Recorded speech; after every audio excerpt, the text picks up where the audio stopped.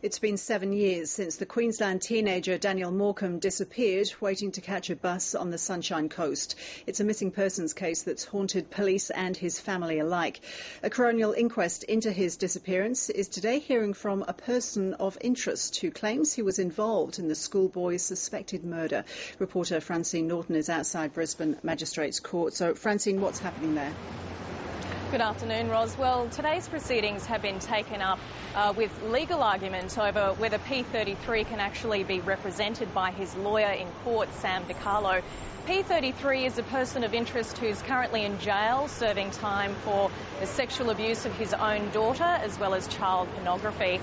He's yet to make any confession to court, but the court's already heard that he has already admitted his involvement to police. He was interviewed by detectives as early as last month because he actually sent a letter to the coroner describing where Daniel's body had been dumped and scars and markings on the boy's body. But police have said to the court that they have no faith in P33's credibility. They say he's a convincing liar and that he's simply making all of these stories up to gain some notoriety. Francine, this inquest is obviously very difficult for Daniel Morcombe's whole family, particularly his parents. How are they coping?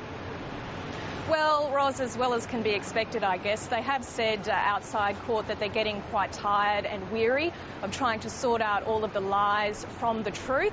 They've described P33 as one of the lowest of the low because of the crimes he's committed and the confessions that he's made. They've said that if he is telling lies about Daniel Morcombe, then the only people that he's hurting is the family.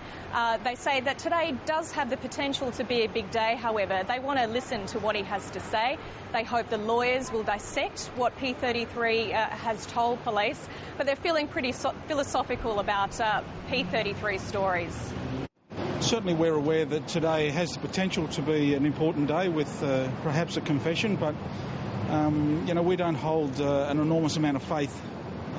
But we do have respect in the man and we want to hear what he's got to say. But, his story will be torn apart intently and quizzed by the legal minds in there, so we'll see what comes of that. Francine, how much longer does the inquest have to run?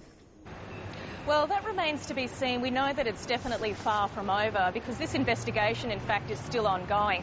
It's been 7 years since Daniel disappeared and police still have no body and no suspects in the crime. They only have 30-odd persons of interest, and this inquest has been called really at the insistence of the Morcombes to try to get to the bottom of it and push this investigation along. That's why the coroner has called 6 persons of interest before the court.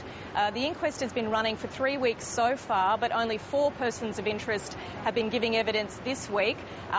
There are another 2 to come, and they are key witnesses in this investigation. We've been told that it could be running until at least March. Francine, thank you.